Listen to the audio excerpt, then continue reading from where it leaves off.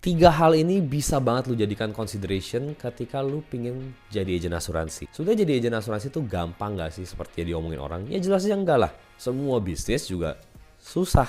Semua bisnis juga perlu nangis darah dijalaninnya. Tapi semua bisnis itu selalu worth it untuk dijalanin. Pertanyaannya adalah seberapa worth it insurance business? Nah ini akan gue share. Pastikan subscribe channel ini sebelum gue share apa aja yang bisa lu consider. Basic dari punya bisnis itu adalah satu punya problem yang real, yang kedua solusinya real, yang ketiga bisa di scale atau enggak. Nah sekarang yang gue pengen share tiga hal tersebut. Yang pertama, seberapa real sih problem insurance di Indonesia?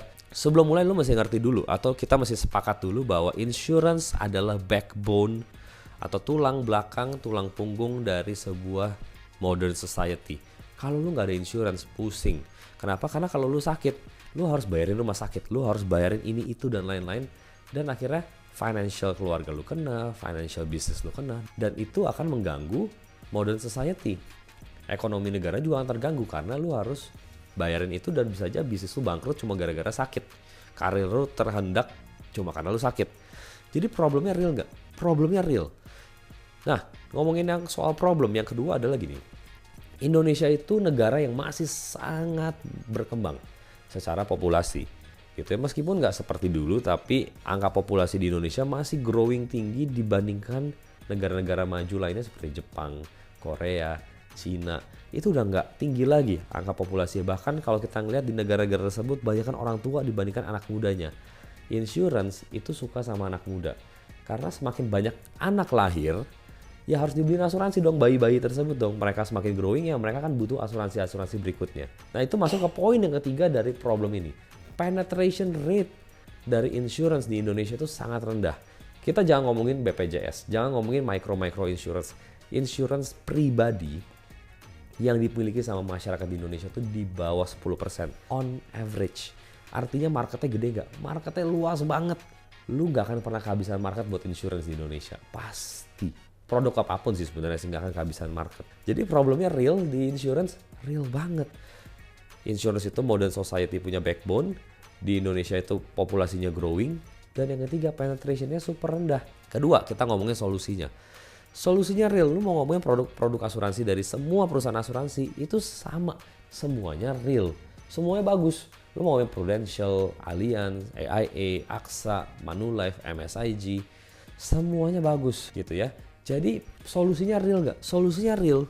Karena yang paling gampang masuk rumah sakit gitu ya, dibayarkan sesuai tagihan. Itu udah jadi solusi yang luar biasa banget.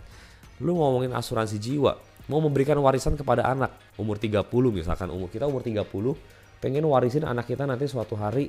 Kalau kita terjadi unfortunate events, kita pengen kasih warisan daripada hutang.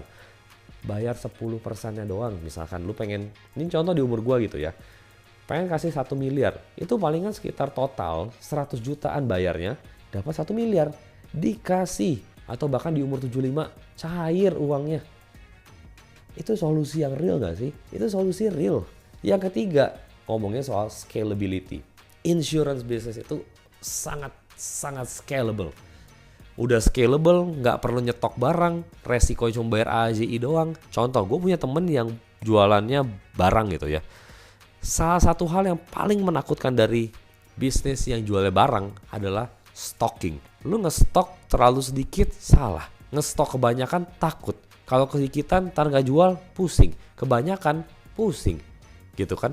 Jadi ngestok itu pusing banget sebenarnya masalah, dan itu bahkan ada pelajarannya tuh. Manajemen tentang stocking, gimana cara ngitungnya, proyeksi dan lain, itu ada pelajarannya. Insurance, gak perlu. Gak perlu ada yang di stok karena produknya ada. Lu tinggal jual aja, tawarin. Jadi scalability tinggi gak? Scalability tinggi karena satu, produknya kagak habis-habis karena yang nge-stock bukan lu. Yang kedua, ketika lu punya tim di bawahnya, itu bisa di scale lebih luas lagi. Karena ada orang lain yang gerak jadi sistem di bawah kita, dan kita nanti yang di bawahnya punya sistem lagi di bawahnya, di bawah terus punya sistem, dan itu akan terus ngegulung sistemnya. Itu scalability. Jadi lu cuma butuh 3 untuk consider insurance business. Problemnya real, solusinya real, scalability-nya jelas. Jadi pastikan kalau lu pengen tahu tentang lebih dalam soal bisnis asuransinya, pastikan lu klik link yang di bawah dan tanya gue aja tentang segala macam insurance business, tentang scalability-nya, commission fee-nya, bisnisnya gimana, jenjang karirnya seperti apa. Gue akan share semuanya ke lu supaya lu bisa consider insurance business dan nggak galau-galau lagi masih pilih kemana. Jadi pastikan lu subscribe channel gue karena gue akan selalu share tentang bisnis asuransi, gimana cara gerakinnya, dan how do you start your insurance business pertama kali. Oke? Thank you so much for watching dan kita ketemu lagi di video berikutnya.